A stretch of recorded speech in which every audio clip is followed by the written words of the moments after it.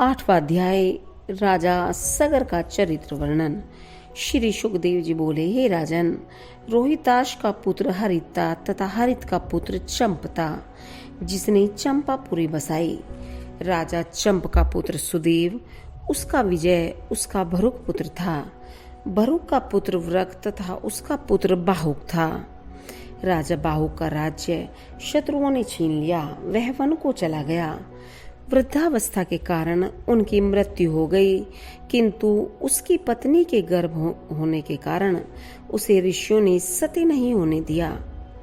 जब उस रानी की सौतों को उसके गर्भवती होने का पता चला, तब उन्होंने उसे विष दे दिया। उस विष का उस बालक पर कोई प्रभाव नहीं हुआ। वह बालक सगर उत्पन्न हुआ, अर्थात विष सहित उत्पन्न हुआ। इसी कारण उसे सगर कहने लगे।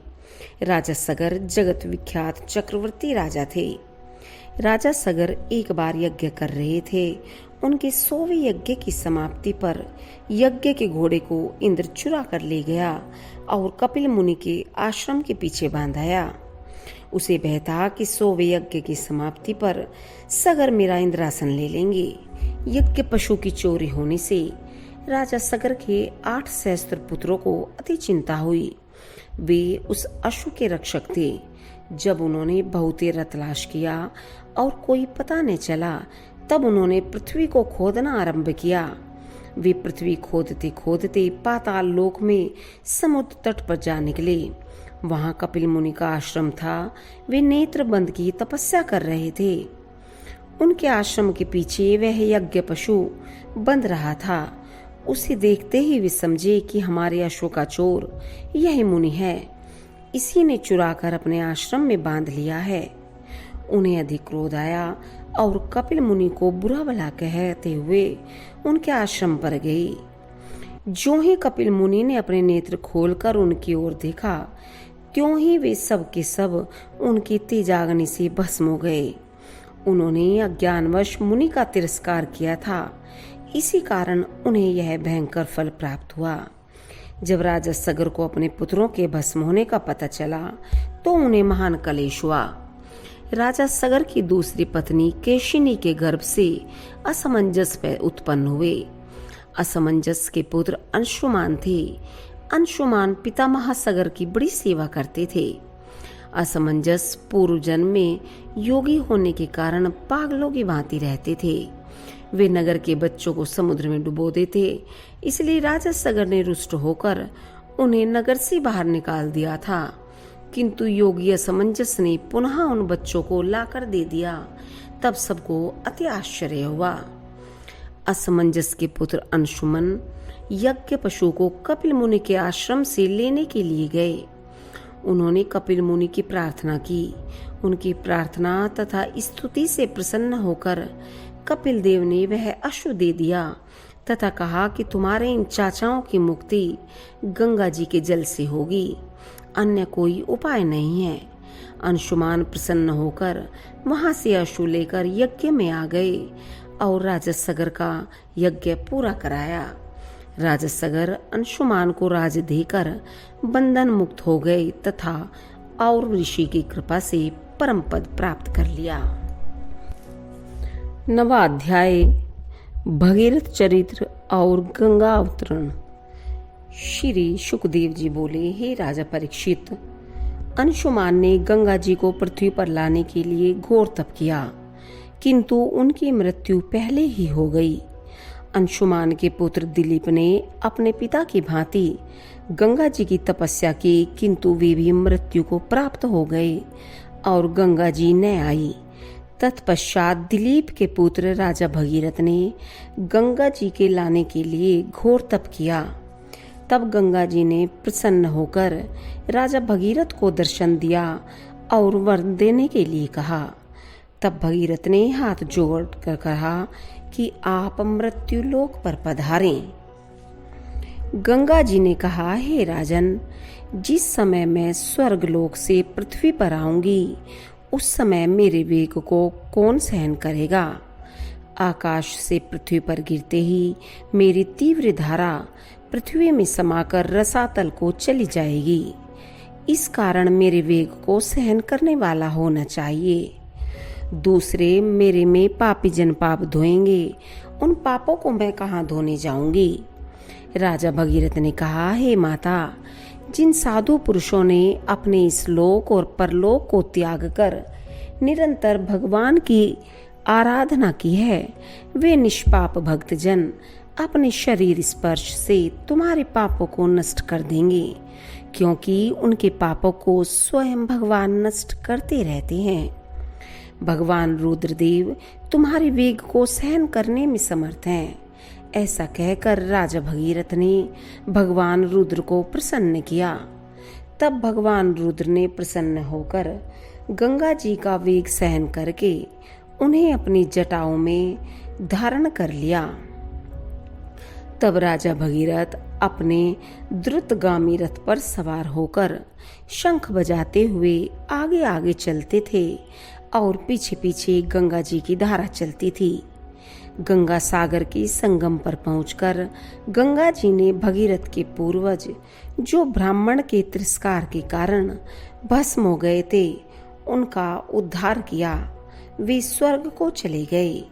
हे राजा परीक्षित, गंगा जी के एक बार के स्पर्श से राजा सगर के पुत्रों का उद्धार हो गया। जो नित्य प्रति गंगा जी का सेवन करते हैं, उनका तो कहना ही क्या। उन्हीं पुण्यात्मा राजा भगीरथ के पुत्र श्रुत थे। श्रुत के पुत्र नाव थे। नाव का पुत्र सिंधु द्वीप, उनका पुत्र अयुतायु, उसका पुत्र ऋतुपर्ण था, जो राजा नल का परम मित्र था, जिसने उन्हें जुए की विद्या सिखाई थी तथा राजा नल ने उसे रथ चलाने की विद्या सिखाई थी। राजा ऋतुपर्ण का पुत्र सर्वकाम तथा उसका पुत्र सुदास, उसका पुत्र सौदास, सौदास का ही दूसरा नाम कलमाशपाद था। कलमाशपाद की पत्नी मदयंती थी। वह वशिष्ठ जी के श्राप से राक्षस हो गया था, तब निसंतान था। राजा परीक्षित ने पूछा, हे भगवान, राजा कलमाशपाद को वशिष्ठ जी ने क्यों शाप दिया? श्री सुखदेव जी बोले, हे राजन, एक समय राजा सौदास आखेट के लिए गए। वहां उन्होंने एक राक्षस को मार डाला। राक्षस के भाई ने बदला लेने के लिए रसोइया का भेष बनाकर राजा का रसोइया बन गया। उसने राजा सौदास के गुरु वशिष्ठ को भोजन में मनुष्य का मांस रांध कर परोस दिया। वशिष्ठ जी यह जानकर अति क्रोधित हुए और राजा सौदास को श्राप दिया कि तू राक्षस हो जा। जब गुरु को यह पता चला कि यह कार्य तो दुष्ट राक्षस का था, राजा का नहीं, तब उन्होंने श्राप का समय 12 वर्ष कर दिया। राजा कलमाशपाद राक्षस हो गए। उनका शरीर श्राप के कारण काला पड़ गया। राजा कलमाशपाद ने भी वशिष्ठ जी को श्राप देने के लिए हाथ में जल ले लिया, किंतु पत्नी मदयंती के समझाने से राजा ने ऐसा नहीं किया। उस जल को अपने पैरों पर छोड़ दिया, इसीलिए पैर अति काले पड़ गए। राजा कलमाशपाद ने वन में एक ब्राह्मण तथा ब्राह्मणी को विहार करते हुए ब्राह्मण को खा डाला। इस ब्राह्मणी ने राजा को श्राप दिया कि तू जब अपनी पत्नी से सहवास करेगा तब तेरी मृत्यु हो जाएगी। जब राजा कलमाशपाद को 12 वर्ष भी व्यतीत हो गए, उनकी राक्षसी प्रवृत्ति तो समाप्त हो गई, किंतु ब्राह्मणी के श्राप के कारण स्त्री से पुत्र उत्पन्न नहीं कर सकते थे। तब वशिष्ठ जी की कृपा से मदयंती ने गर्भाधान किया। वह गर्भ 7 वर्ष तक पेट में ही रहा। तब वशिष्ठ जी ने रानी के पेट में पत्थर मारा और उस पत्थर की चोट से पुत्र हुआ। उसका नाम अश्म की चोट के कारण अश्मक पड़ा। अश्मक के पुत्र का नाम मूलक था। वह क्षत्रिय वंश का मूल था। परशुराम जी ने सारी पृथ्वी को क्षत्रियहीन कर दिया था, तब स्त्रियों ने उसे छिपा लिया था। इसी से क्षत्रिय वंश चला। मूलक के दशरथ हुआ, दशरथ के एडविड उसके विशुसह पुत्र हुआ। विशुसह का पुत्र खडवांग राजा था, जो चक्रवर्ती सम्राट था। राजा खटवांग ने देवताओं की सहायता से दैत्यों का वध किया। जब उनकी आयु केवल 2 घड़ी रह गई, तब राजा खडवांग ने सर्वस्व त्याग कर भगवान में अपनी आसक्ति लगा दी। इसके प्रभाव से उन्हें परम पद प्राप्त हुआ। 10वां अध्याय भगवान श्री रामचंद्र जी का चरित्र वर्णन। श्री सुखदेव जी बोले, हे राजन, खडवांग के पुत्र दीर्घवायु हुए। उनके पुत्र राजा रघु हुए। रघु के अज तथा अज के महाराज दशरथ हुए। राजा दशरथ अयोध्या के राजा थे। उनकी 3 रानियां थी, कौशल्या, सुमित्रा तथा केकई। रानी केकई के सबसे छोटी होने के कारण महाराज का उस पर विशेष प्रेम था। भगवान ने अपने 4 अंशों से राजा दशरथ के यहाँ अवतार ग्रहण किया। कौशल्या के गर्भ से रामचंद्र जी ने जन्म लिया। सुमित्रा के गर्भ से लक्ष्मण जी व शत्रुघ्न जी ने जन्म लिया तथा केकई के गर्भ से भरत जी उत्पन्न हुए। इन चारों भ्राताओं में परस्पर बड़ा घनिष्ठ स्नेह था। क्यों न हो, वे सब एक ही श्री हरि के 4 स्वरूप थे। भगवान राम जी की आज्ञा का पालन करना ही उनका मुख्य उद्देश्य था। भगवान राम तथा लक्ष्मण जी ने अपने बाल्यकाल में ही ताड़का नाम की राक्षसी तथा सुबाहु राक्षस को मार गिराया। वह विश्वामित्र के यज्ञ में विघ्न पहुंचाया करते थे। मारीच को वायव्यास्त्र से दक्षिण समुद्र की ओर फेंक दिया था। उसी समय राजा जनक, जो मिथिला के अधीश्वर थे, उन्होंने अपनी कन्या सीता का स्वयंवर किया। रामचंद्र जी व लक्ष्मण जी विश्वामित्र जी के साथ मिथिलापुरी में गए तथा वहां भगवान शंकर जी का विशाल दिव्य धनुष तोड़कर सीता को प्राप्त किया। राजा जनक के भाई की 3 कन्याएं और थी। उनका विवाह भी रामचंद्र जी के 3 लघु भ्राता लक्ष्मण, भरत तथा शत्रुघ्न के साथ कर दिया।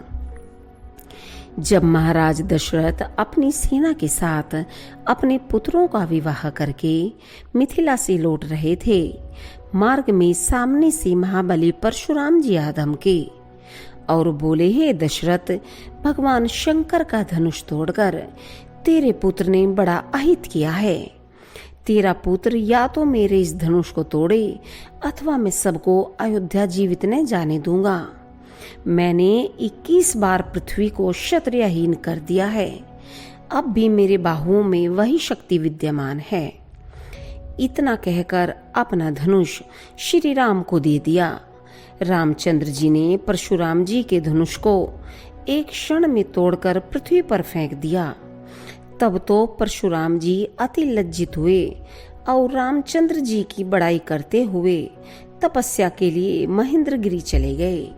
हे राजन, तत्पश्चात राजा दशरथ ने केकई के वरदान देने के रूप में जो 2 वचन दिए वह धरोहर रूप में रखे थे। केकई ने दुर्बुद्धि दासी मंथरा के बहकाने पर भावी वश 2 वर राजा से मांगे। एक यह कि रामचंद्र जी को 14 वर्ष का वनवास तथा दूसरा यह कि भरत को राजगद्दी। राजा दशरथ यह अनहोनी बात सुनकर अति दुखी हुए। रामचंद्र जी ने पिता के वचन का पालन करने के लिए सीता तथा लक्ष्मण सहित वन को प्रस्थान किया। राजपाट तथा राजसी वस्त्र आभूषणों से ममता त्याग दी। वे तो साक्षात भगवान थे ही, उन्हें ममता तो सता ही नहीं सकती थी। उधर महाराज दशरथ का पुत्र शोक में शरीरांत हो गया।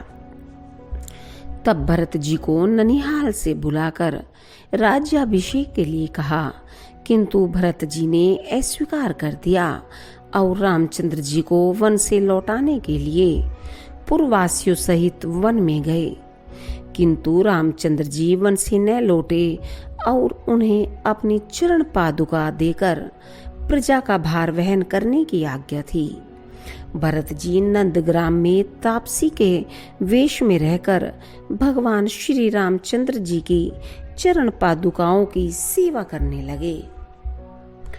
पंचवटी नामक स्थान पर रामचंद्र जी पर्णकुटी बनाकर अपने भ्राता लक्ष्मण तथा सीता जी के साथ रहकर कंदमूल तथा फलों का सेवन करने लगे।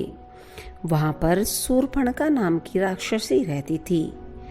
उसने कामसक्त होकर रामचंद्र जी के साथ विवाह करने की इच्छा की।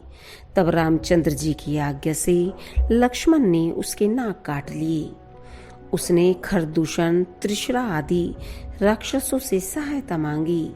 तब 14,000 राक्षसों से अकेले रामचंद्र जी ने घोर संग्राम किया और उन्हें मारकर सुरपुर भेज दिया। वह राक्षसी अपने भाई रावण के पास लंका में गई और सीता के सौंदर्य का वर्णन करती हुई बोली, मैं उस सुंदरी को तुम्हारे लिए ला रही थी। इस अपराध में मेरे नाक कान राम लक्ष्मण नामक तपस्वियों ने काट लिए हैं।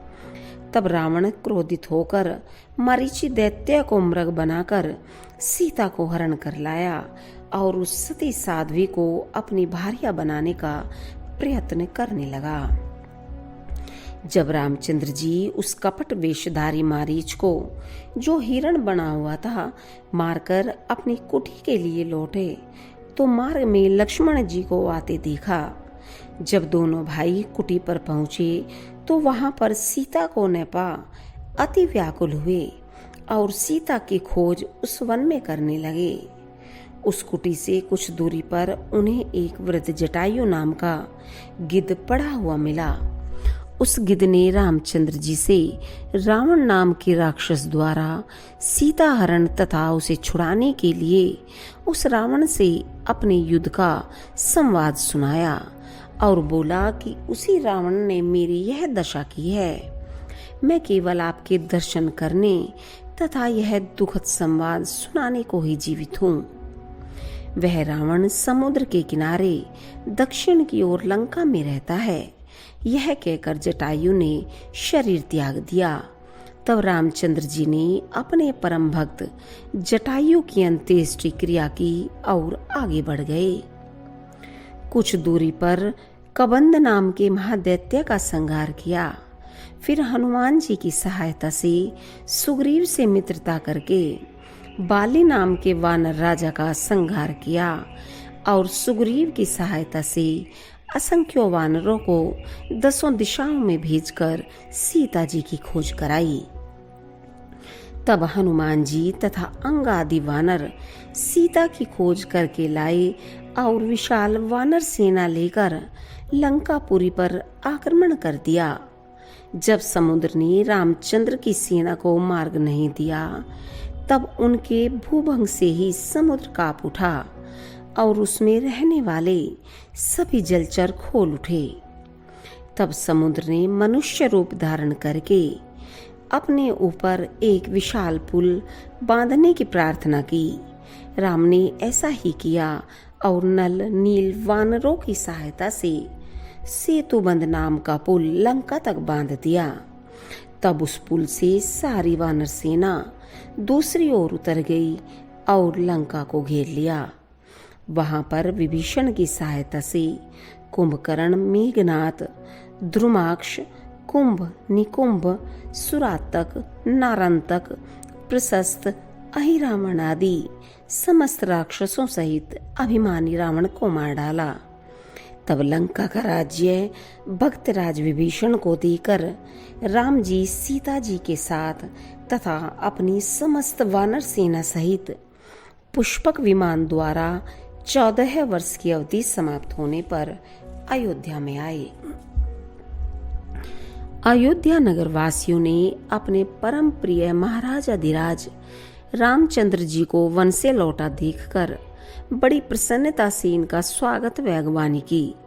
भरत जी ने उनके चरणों में गिरकर उनकी पादुकाएं प्रदान की तथा गुरु वशिष्ठ जी की सहायता से रामचंद्र जी का राज्य तिलक किया। रामचंद्र जी अपनी माता तथा भाइयों सहित आनंद पूर्वक अयोध्या का राज्य करने लगे। 11वां अध्याय भगवान श्री रामचंद्र जी के शेष जीवन का वर्णन। श्री सुखदेव जी बोले, हे राजा परीक्षित, भगवान श्री रामचंद्र जी ने गुरु वशिष्ठ जी की सहायता से अनेकों बड़े बड़े यज्ञ किए। उन्होंने सारी पृथ्वी को उन ब्राह्मणों को दान दे दिया। केवल अपने तथा सीता जी के पास पहनने के वस्त्र ही रह गए थे, किंतु आचार्य ने उन्हें पृथ्वी लौटा दी, क्योंकि उन्होंने स्वयं भगवान राम को अपना आराध्य देव तथा भगवान राम ने उन ब्राह्मणों को अपना इष्ट देव स्वीकार किया था। एक बार रामचंद्र जी अपनी प्रजा की दशा देखने के लिए गुप्त रूप से घूम रहे थे। तब उन्होंने यह अपवाद सुना। एक मनुष्य अपनी पत्नी से कह रहा था कि रे उल्टा, मैं राम की तरह से तुझे घर से निकली हुई को फिर घर में नहीं रख सकता हूँ। रामचंद्र जी ने यह अपवाद बहुतों के मुंह से सुना। तब लोग अपवाद के भय से उन्होंने अपनी पतिव्रता साध्वी पत्नी को त्याग दिया। सीता जी उस समय गर्भवती थी। वे वाल्मीकि जी के आश्रम पर रहने लगी और वहीं पर लव कुश 2 पुत्र एक साथ उत्पन्न हुए। वाल्मीकि जी ने उनका जाति कर्म संस्कार किया। लक्ष्मण जी के 2 पुत्र थे, अंगद तथा चित्रकेतु। इसी प्रकार भरत जी के पुत्रों का नाम तक्ष तथा पुष्कल था। शत्रुघ्न के सुबाहु तथा श्रुतिसेन नाम के पुत्र थे। शत्रुघ्न जी ने मधुवन में मधु के पुत्र लवण राक्षस को मारकर मधुरा नगरी बसाई। सीता जी लवकुश को वाल्मीकि जी को सौंपकर पृथ्वी में समा गई। श्री रामचंद्र जी अपने शोक वेग को न रोक सके तथा सीता जी के पवित्र गुणों को बारंबार स्मरण करके अति दुखी हुए। जब सामर्थ्यवान पुरुषों की यह दशा है तो ग्रहासक्त पुरुषों की तो कही क्या जा सकती है। राम ने ब्रह्मचारी रहकर 13,000 वर्ष तक पृथ्वी का राज किया। श्री सुखदेव जी बोले, हे राजन, भगवान राम ने राज सिंहासन पर बैठने के बाद अपने भाइयों को दिग्विजय की आज्ञा दे दी और आप स्वयं अपने भक्तों को दर्शन देते हुए सेवकों के साथ पुरी की देखरेख करने लगे। उनके शासनकाल में अयोध्यापुरी लक्ष्मी ऐश्वर्य तथा दिव्य वैभव से परिपूर्ण थी। जब वे नगर में घूमने को निकलते थे तब नगर निवासी उनके दर्शनों के लिए भेंट ले लेकर आ जाते थे और उन पर पुष्पों की वर्षा करते थे। भगवान राम इस प्रकार राम राज्य करके अपने लोक को भाइयों सहित चले गए। 12वां अध्याय इक्ष्वाकु वंश के अन्य राजाओं का वर्णन। श्री सुखदेव जी बोले, हे राजन, कुश का पुत्र अतिथि था और अतिथि का निषद तथा उसका नभ और नभ का पुंडरीक था। पुंडरीक का शेम धनवा, शेम धनवा का देवानीक, देवानीक का अनिहि, अनिहि का पारियात्र, पारियात्र का बलिस्थल, बलिस्थल का पुत्र वज्रनाभ था। वज्रनाभ का पुत्र खगन, खगन का पुत्र विधृति और विधृति का हिरण्यनाभ पुत्र था। हिरण्यनाभ जैमिनी ऋषि का शिष्य और बड़ा योगी था। याज्ञवल्क्य ऋषि ने उसकी शिष्यता स्वीकार करके आध्यात्म योग की शिक्षा प्राप्त की थी। हिरण्यनाभ का पुत्र पुष्य, उसका ध्रुव संधि, उसका सुदर्शन, उसका अग्निवर्ण तथा अग्निवर्ण का पुत्र शीघ्र और शीघ्र का पुत्र मरु था। मरु का पुत्र प्रसुश्रुत, प्रसुश्रुत का संधि और संधि का पुत्र अमरशन, अमरशन का महेश्वान, महेश्वान का विशुसनह, विशुसनह का प्रसेनजीत, प्रसेनजीत का तक्षक, तक्षक का पुत्र वृहद्वल था। उसी वृहद्वल को तुम्हारे पिता अभिमन्यु ने युद्ध में मारा था। हे राजन, अब इक्ष्वाकु वंश के आने वाले राजाओं के नाम सुनो। बृहद्दल का पुत्र बृहद्रण होगा। बृहद्रण का पुत्र उरुक्रिय, उरुक्रिय का वत्सवृद्ध, वत्सवृद्ध का प्रतिव्योम, प्रतिव्योम का भानु, भानु का पुत्र दिवाक, दिवाक का सहदेव, सहदेव का बृहदृष्य, बृहदृष्य का भानुमान, भानुमान का प्रतिकाश्र और प्रतिकाश्र का पुत्र सुप्रतीक होगा। सुप्रतीक का पुत्र मरुदेव, मरुदेव का सुनक्षत्र, सुनक्षत्र का पुष्कर, पुष्कर का अंतरिक्ष, अंतरिक्ष का सुतपा, सुतपा का अमिंत्रजित, अमिंत्रजित का बृहदराज, बृहदराज का बहिर, बहिर का कृतजय, कृतजय का रणंजय और रणंजय का पुत्र संजय होगा। संजय का पुत्र शाक्य, शाक्य का शुद्धोह, शुद्धोद का लांगल, लांगल का प्रसेनजीत, प्रसेनजीत का शुद्रक, शुद्रक से रणक, रणक से पुत्र सूरत होगा। इस वंश का अंतिम राजा सुमित्र होगा। महाराज इक्ष्वाकुओं का वंश सुमित्र तक ही रहेगा, क्योंकि कलयुग के आने पर यह वंश समाप्त हो जाएगा। 14वां अध्याय, चंद्रवंश का वर्णन। श्री सुखदेव जी बोले, हे राजा परीक्षित, चंद्रमा के पवित्र वंश में पुरुरवा आदि अनेकों पवित्र कीर्ति वाले राजा हुए हैं। विराट भगवान के कमल से ब्रह्मा जी उत्पन्न हुए। ब्रह्मा जी के पुत्र अत्रि मुनि थे। उन्हीं अत्रि मुनि के नेत्रों से यह चंद्रमा उत्पन्न हुआ। इस चंद्रमा को ब्रह्मा जी ने ब्राह्मण, औषधि तथा नक्षत्रों का स्वामी बनाया। उस चंद्रमा ने तीनों लोकों को विजय करके राजसूय यज्ञ किया। इस कारण चंद्रमा को अति अभिमान हो गया और देवगुरु बृहस्पति की पत्नी तारा को चुरा लाया। बार बार मांगने पर उन्होंने उसे नहीं लौटाया। ऐसी स्थिति में उस पत्नी के लिए देवता तथा दानवों में युद्ध आरंभ हो गया। शुक्राचार्य जी ने चंद्रमा का पक्ष लिया तथा महादेव जी ने अंगिरा जी के पुत्र बृहस्पति जी का पक्ष लिया तथा इंद्र आदि सभी देवताओं ने भी बृहस्पति जी का पक्ष लिया। इस प्रकार तारा के लिए दैत्य तथा देवताओं में घोर संग्राम हुआ। तत्पश्चात अंगिरा जी ने ब्रह्मा जी के निकट जाकर युद्ध बंदी की प्रार्थना की। तब ब्रह्मा जी ने चंद्रमा को डांट फटकार कर तारा बृहस्पति जी को दिला दी। तारा के चंद्रमा का गर्भ था। तब वह बृहस्पति जी ने अपनी पत्नी से डांट कर कहा, रे दुष्टा, मेरे क्षेत्र में यह दूसरे का गर्भ है, इसे तू अभी त्याग दे। भय मत कर, मैं तुझे भस्म नहीं करूंगा, क्योंकि एक तो तू स्त्री है और दूसरे निर्दोष भी है। दूसरे मुझे भी संतान उत्पन्न करने की इच्छा है। पति की यह बात सुनकर तारा ने लज्जित भाव से उस गर्भस्थ बालक को गर्भ से अलग कर दिया।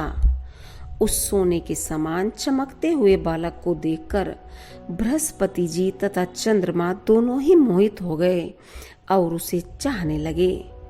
दोनों में परस्पर झगड़ा होने लगा। तब देवता तथा ऋषि ने तारा से पूछा, यह किसका गर्भ है? तारा ने लज्जावश कुछ भी उत्तर नहीं दिया। तब बालक ने अपनी माता से क्रोधित होकर कहा, रे दुष्टा, तू अपने इस कुकृत्य को मुझे शीघ्र बता, बतलाती क्यों नहीं है? तब ब्रह्मा जी ने तारा को एकांत में बुलाकर पूछा, तो तारा ने चंद्रमा का ही गर्भ बतलाया और उस पुत्र को चंद्रमा ने ले लिया। हे राजन, उस पुत्र का नाम बुध रखा गया। उसी बुध के द्वारा ईला नाम की अप्सरा के गर्भ से पुरुरवा उत्पन्न हुए। एक समय इंद्र की सभा में नारद जी पुरुरवा के रूप, सौंदर्य, शक्ति, धन संपत्ति आदि का गायन कर रहे थे। उसे सुनकर उर्वशी अप्सरा मोहित हो गई और वह अप्सरा पुरुरवा के निकट चली गई।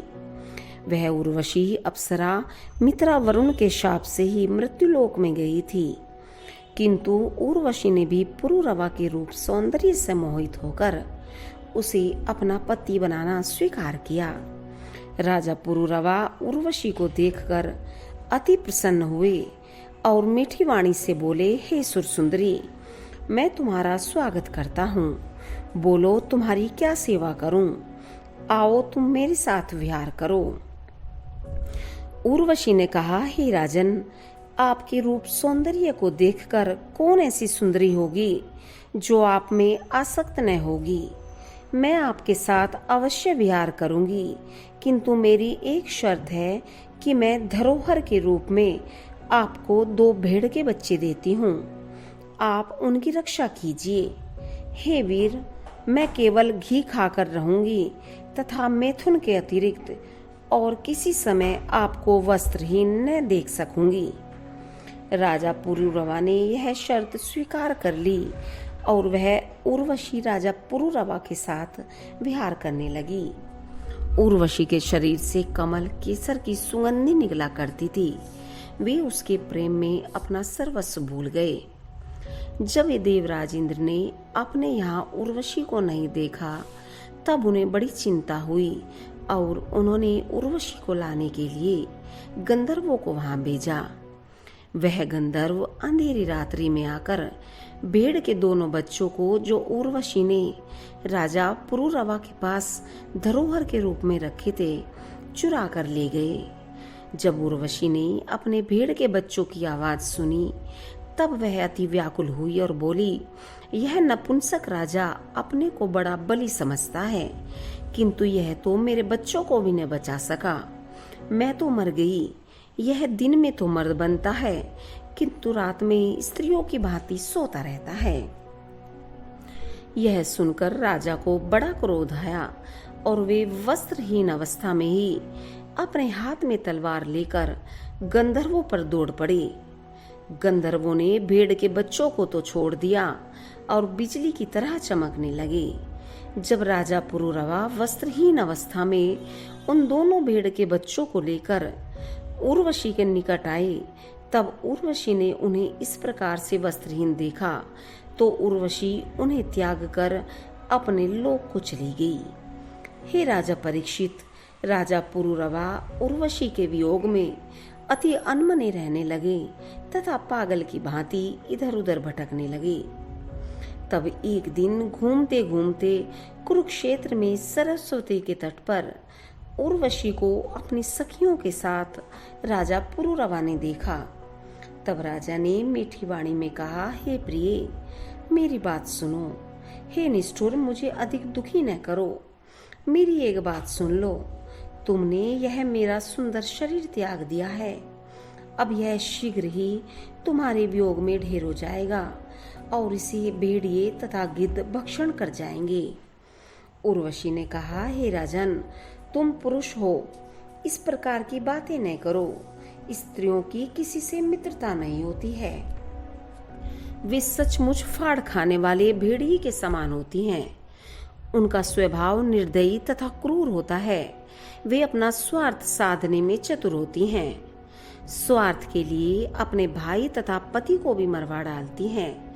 तनिक सी बात पर चिढ़कर क्रूर बन जाती हैं। सीधे साधे पुरुषों को झूठा विश्वास दिलाकर अपने चक्कर में फंसा लेती हैं। नए नए पुरुषों की चाह से कुटिला तथा स्वेच्छाचारिणी बन जाती हैं। तुम राजराजेश्वर हो। प्रत्येक वर्ष के पश्चात एक रात्रि के लिए मैं तुम्हारे साथ रहा करूंगी। तब तुम्हारे द्वारा मेरी और भी संतान होंगी। राजा पुरुरवा ने देखा कि उर्वशी के गर्भ है, तो वे अपने नगर को चले आए। 1 वर्ष के पश्चात राजा पुरुरवा फिर उर्वशी के पास गए। तब तक उर्वशी एक बालक की माता हो चुकी थी।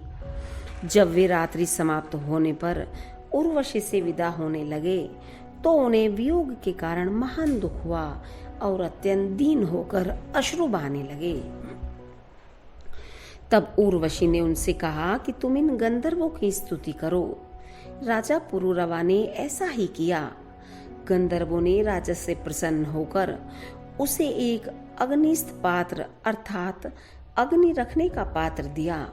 राजा पुरुरवा उसी को उर्वशी समझकर वन वन घूमने लगे, किंतु जब उन्हें इसका ध्यान आया, तब उन्होंने उसको वन में ही त्याग दिया और अपने नगर को चले आए तथा रात्रि को उर्वशी का ध्यान करते रहे।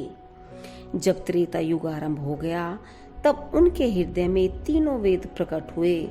तब वे उस स्थान पर गए जहां उन्होंने उस अग्नि पात्र को त्यागा था। वहां पर देखा कि उस अग्नि पात्र के स्थान पर शमी वृक्ष के बीच में पीपल का वृक्ष उगा हुआ है। तब राजा पुरूरवा ने 2 अरनियां अर्थात मंथन काष्ठ बनाई। तत्पश्चात उर्वशी लोक की प्राप्ति के लिए नीचे की अरण्य को उर्वशी तथा ऊपर की अरण्य को पुरूरवा तथा बीच की अरण्य को पुत्र रूप से ध्यान करते हुए अग्नि उत्पन्न करने वाले मंत्रों से रगड़ना आरंभ किया। उस रगड़ से ताजवेता नाम की अग्नि उत्पन्न हुई। उस अग्नि को 3 भागों में बांटकर पुत्र रूप से राजा स्वीकार किया और उर्वशी लोक की प्राप्ति के लिए भगवान की आराधना की। हे राजन, सतयुग में एकमात्र मंत्र प्रणव ओमकार था।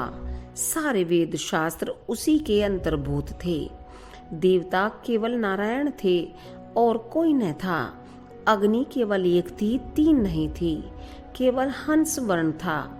त्रेता के आरंभ में राजा पुरूरवा ने ही 3 वेद तथा 3 अग्नियों को प्रकट किया और अग्नि को संतान रूप मानकर गंधर्व लोक को चली गई।